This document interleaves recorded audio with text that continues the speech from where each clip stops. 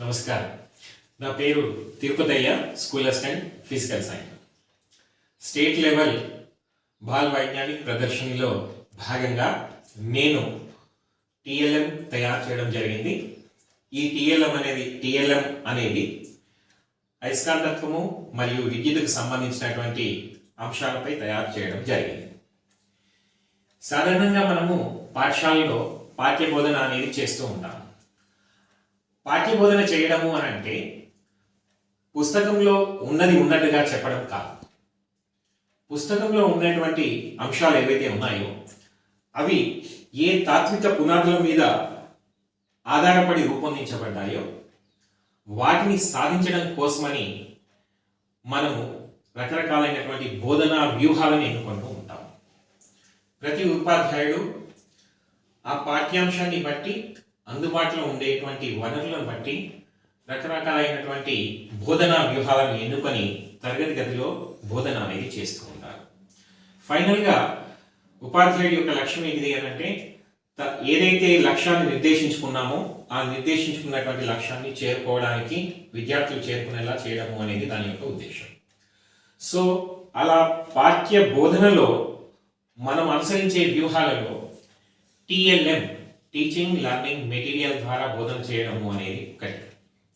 నేను అయస్కాంతత్వము మరియు విద్యుత్తుకు సంబంధించినటువంటి 6 నుండి 10వ తరగతి విద్యార్థులకు ఉపయోగకరమైనటువంటి దాదాపు ఒక 35 కాన్సెప్ట్స్ని తీసుకొని ఎస్సీఆర్టీ అండ్ ఎన్సీఆర్టీ బుక్లో ఉండేటువంటి ఒక 35 కాన్సెప్ట్స్ని తీసుకొని ఆ 35 కాన్సెప్ట్స్ మీద రకరకాలైనటువంటి యాక్టివిటీస్ అనేవి చేయడం జరిగింది. ఈ యాక్టివిటీస్లో పిల్లలు చూడడం ద్వారా లేదా వీటిని పరిశీలించడం ద్వారా లేదా ఈ యాక్టివిటీస్ను వాళ్ళు చేయడం ద్వారా పిల్లల్లో ఆసక్తి, అభిరుచి అనేది పెరుగుతుంది. ఒక జాయ్ఫుల్ లెర్నింగ్ అనేది జరుగుతుంది. ఈ జాయ్ఫుల్ లెర్నింగ్లో పిల్లలు వీటిని పరిశీలించిన తర్వాత తాము కూడా వీటిని తయారు చేయాలనే ఆసక్తి, ఇంట్రెస్ట్ అనేది పిల్లల్లో క్రియేట్ అయ్యి వాళ్ళు కూడా వీటిని తయారు చేయడానికి ప్రయత్నం చేస్తారు. అలా పిల్లలు కూడా తయారు చేసేటువంటి క్రమంలో తోటి పిల్లలతో, ఉపాధ్యాయులతో కలిసిమెలిసి ఉండడము, సహకారంతో కలిసి పనిచేయడము, ఒక క్రమశిక్షణ లాంటి లక్షణాలు అలవడతాయి. అంతేకాకుండా వీటిని స్వయంగా పిల్లలు తయారు చేయడం ద్వారా ఈ విషయాలపై, ఈ కాన్సెప్ట్స్ ఏవైతే ఉన్నాయో వాటిపై వాళ్ళకి సంపూర్ణమైనటువంటి అవగాహన అనేది జరుగుతుంది. ఇంకా హయ్యర్ ఆర్డర్ థింకింగ్ అనేది పిల్లల్లో మొదలవుతుంది. వాళ్ళలో ఉండేటువంటి క్రియేటివిటీ అనేది బయటికి వచ్చి దీనికి సంబంధించి ఇంకా కొన్ని యాక్టివిటీస్ కానీ, కొన్ని కృత్యాలను కానీ వాళ్ళు చేయడము లేదా నూతన ఆవిష్కరణలు చేయడానికి అవకాశము అనేది వీటి ద్వారా కల్పించబడుతుంది. ఇది ఒక జాయ్ఫుల్ లెర్నింగ్. సో ఈ జాయ్ఫుల్ లెర్నింగ్లో భాగంగా ఇది టీఎల్ఎం మరియు ఎస్ఎల్ఎం, టీచింగ్ లెర్నింగ్ మెటీరియల్గా ఉపాధ్యాయుడు తన బోధనలో ఉపయోగించుకోవచ్చు. అదేవిధంగా వీటిని విద్యార్థులు పరిశీలించి చూసి వాటిని ఎస్ఎల్ఎం, సెల్ఫ్ లెర్నింగ్ మెటీరియల్గా కూడా వినియోగించుకొని తాము కూడా తిరిగి తయారు చేసే విధంగా వీటిని రూపొందించడం జరిగింది. వీటిలో నేను చెప్పాను కదా 35 యాక్టివిటీస్ అనేవి తీసుకోవడము జరిగింది. Types of magnets and different shapes of magnets తీసుకున్నట్లయితే మనకి రెగ్యులర్గా పాఠశాలలో మీకు అందరికీ, విద్యార్థులందరూ కూడా సాధారణంగా మన పాఠశాలలో ఉండేటువంటి ల్యాబొరేటరీలో గమనిస్తూ ఉంటారు. ఇది బార్ మ్యాగ్నెట్. దీన్ని ఏమంటాము అంటే మనం బార్ మ్యాగ్నెట్ అంటాము. బార్ మ్యాగ్నెట్కి నార్త్ పోల్, సౌత్ పోల్ ఉంటాయన్న విషయం మనము ప్రైమరీ కాన్సెప్ట్గానే చెప్తూ ఉంటాం. ఫస్ట్ మనం టైప్స్ ఆఫ్ మ్యాగ్నెట్స్ తీసుకున్నప్పుడు ఒకటి బార్ మ్యాగ్నెట్ తీసుకున్నాను. తర్వాత నెక్స్ట్ హార్స్ షూ మ్యాగ్నెట్. ఇది చూడండి, హార్స్ షూ మ్యాగ్నెట్ లేదా U shaped magnet, horseshoe magnet, bar magnet, cylinder magnet and rectangle shape magnet, oval shape magnet, and next cube magnet, heart shape magnet, and triangle magnet, star magnet, round magnets, ring magnets, button magnets, bar magnets, and U shaped magnet. ఇవి కొన్ని different షేప్స్లో ఉండేటువంటి మ్యాగ్నెట్స్ని తీసుకోవడం జరిగింది. ఇవన్నీ విద్యార్థులకి magnet అంటే ఒకే రకంగా కాకుండా వేరు షేప్స్లలో కూడా దొరుకుతాయి అన్న విషయాన్ని తెలియజేయడానికి ఉపయోగపడుతుంది. The next second one levitation triangle. మీరు గమనించండి, ఈ లెవిటేషన్ ట్రయాంగిల్లో 2 మ్యాగ్నెట్స్ తీసుకోవడం జరిగింది. మీరు చూసినట్లయితే 2 మ్యాగ్నెట్స్ కూడా కింద ఒక మ్యాగ్నెట్ పెడితే పైన ఇంకొక మ్యాగ్నెట్ వేలాడుతూ మనకి కనిపిస్తూ ఉన్నారనమాట. ఈ రెండింటి మధ్య దీనిలో ఉండేటువంటి సైంటిఫిక్ ప్రిన్సిపల్ ఏంటిది అనేది మన విద్యార్థులు గ్రహించేలా చేయాలి. రిపల్షన్ అంటే అట్రాక్షన్, రిపల్షన్ అనేవి ఉంటాయి కదా. ఇందులో రిపల్షన్ అనేటువంటి సూత్రం ఆధారంగా ఈ లెవిటేషన్ ట్రయాంగిల్ అనేది రూపొందించడం జరిగింది. నెక్స్ట్ ఒక దండాయస్కాంతాన్ని తీసుకొని దండాయస్కాంతాన్ని స్వేచ్ఛగా వేలాడదీసినప్పుడు అది ఏం చేస్తుంది, ఉత్తర దక్షిణ దిశలను సూచిస్తుంది అన్న సంగతి మనందరికీ తెలిసినటువంటిదే.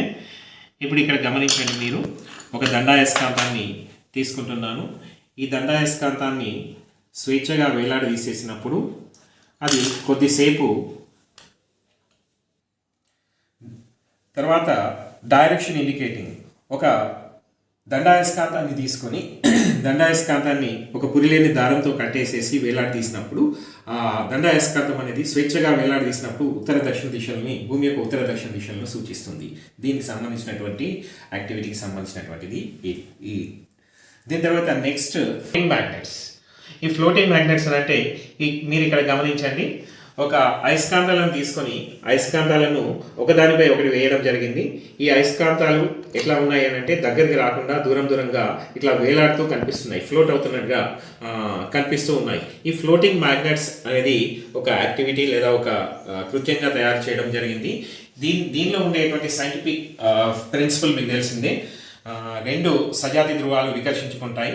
ఆ వికర్షణ ధర్మం ఆధారంగా చేసుకొని ఈ ఫ్లోటింగ్ మ్యాగ్నెట్స్ అనే యాక్టివిటీని, ఈ కృత్యాన్ని తయారు చేయడం జరిగింది.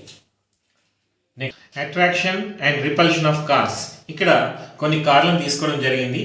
ఈ కార్లను రిపల్షన్ ధర్మము ఆధారంగా పనిచేస్తాయి. ఈ కార్ ఇలా దగ్గరగా వచ్చేసేసినప్పుడు ఈ 2 సజాతి ధ్రువాలు కావడంతో అవి వికర్షించుకొని అంటే యాక్సిడెంట్స్ అనేవి జరగకుండా కార్లు ఇట్లా ముందుకు పోయే విధంగా ఒక కాన్సెప్ట్ ఇది. ఈ కాన్సెప్ట్ ఆధారంగా రిపల్షన్ ఫోర్సెస్ ఆధారంగా కార్లు పనిచేసే విధానానికి సంబంధించిన ఒక మోడల్గా తయారు చేయడం జరిగింది.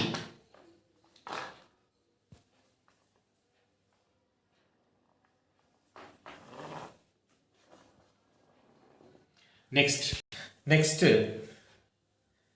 అయస్కాంత దిక్సూచిని గమనించండి. ఈ డైరెక్షన్ మ్యాగ్నెటిక్ కంపాస్. ఈ మ్యాగ్నెటిక్ కంపాస్ అనేది మనకి చాలా సంవత్సరాలు అంటే చాలా రోజుల నుంచి కూడా ఉపయోగిస్తూ ఉంటాము.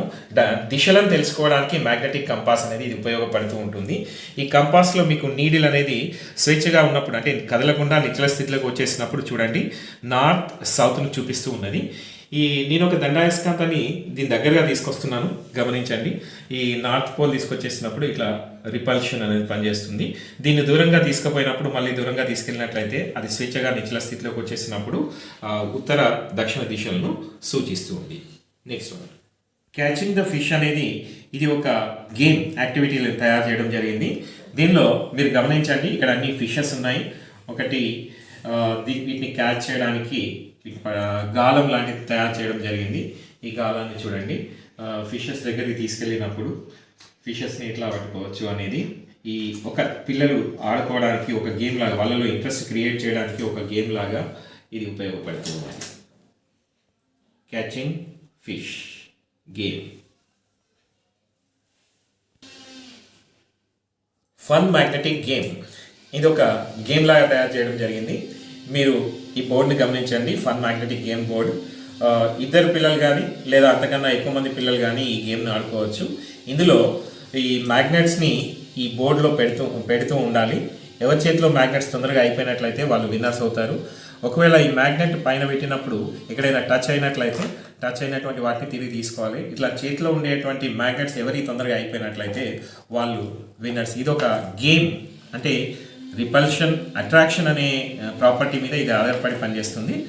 మనకి దూరంగా వీటిని సెట్ చేసుకోవాలి. ఒకవేళ దగ్గరగా వచ్చినప్పుడు అట్రాక్షన్ అవుతాయి. సో ఎవరి చేతిలో ఉన్న కాయిన్స్ తొందరగా అయిపోతే వాళ్ళు విన్నర్స్గా చెప్పవచ్చు. ఇది ఒక పిల్లలు ఆడుకోవడానికి గేమ్గా ఉపయోగపడుతుంది. Next magnetic field lines. దీనిలో మీరు గమనించండి, ఒక దండాయస్కాంతాన్ని తీసుకున్నాము. దండాయస్కాంతము చుట్టూ కూడా ఇనుప రజం చల్లడం జరిగింది. ఈ ఇనుప రజం చల్లిన తర్వాత దీన్ని ఒక చిన్న స్టిక్ లాంటి దాన్ని తీసుకొని దీనిపై ఇట్లా కొడుతూ ఉన్నట్లయితే ఈ మ్యాగ్నెటిక్ ఫీల్డ్ లైన్స్ అన్నీ కూడా ఒక క్రమంలో అమరుతాయి. ఈ జనరల్గా మనకు తెలిసినటువంటి మ్యాగ్నెటిక్ ఫీల్డ్ లైన్స్ అన్నీ కూడా ఉత్తర ధ్రువం నుంచి బయలుదేరి దక్షిణ ధ్రువానికి వస్తున్నట్టుగా కనిపిస్తూ ఉంటాయి. ఈ యాక్టివిటీని పిల్లలతో స్వయంగా చేయించి చూపించవచ్చు. ఎలక్ట్రోమాగ్నెటిజం. ఒక కాపర్ వైర్ను తీసుకొని దానికి చుట్టడం జరిగింది. ఈ కాపర్ వైర్ను చుట్టిన తర్వాత దీనికి 2 బ్యాటరీస్ పెట్టేసేసి ఆన్ చేస్తున్నాను. ఆన్ చేయడం ద్వారా ఈ బ్యాటరీ నుంచి వచ్చేటువంటి విద్యుత్ ప్రవాహము ఈ కాపర్ వైర్స్ నుంచి ప్రవహించడం ద్వారా ఇది ఏమైంది అని అంటే ఒక మ్యాగ్నెట్ లాగా పనిచేస్తుంది. అంటే టెంపరీ మ్యాగ్నెట్ లాగా పనిచేస్తుంది. ఇది టెంపరీ మ్యాగ్నెట్ లాగా పనిచేస్తుంది అని మనం చూపించడానికి ఇది తిరిగి ఏం చేస్తుంది అని అంటే అట్రాక్ట్ చేస్తుంది. మ్యాగ్నెటిక్ సబ్స్టెన్సెస్ని అట్రాక్ట్ చేస్తుంది. మీరు గమనించవచ్చు, ఇది మ్యాగ్నెటిక్ సబ్స్టెన్సెస్ని అట్రాక్ట్ చేస్తున్న విషయం. సో ఎలక్ట్రిసిటీ పాస్ అవ్వడం వలన ఇదేమైంది, ఒక టెంపరీ మ్యాగ్నెట్గా మారింది. ఇది ఒక కాన్సెప్ట్ వివరణ.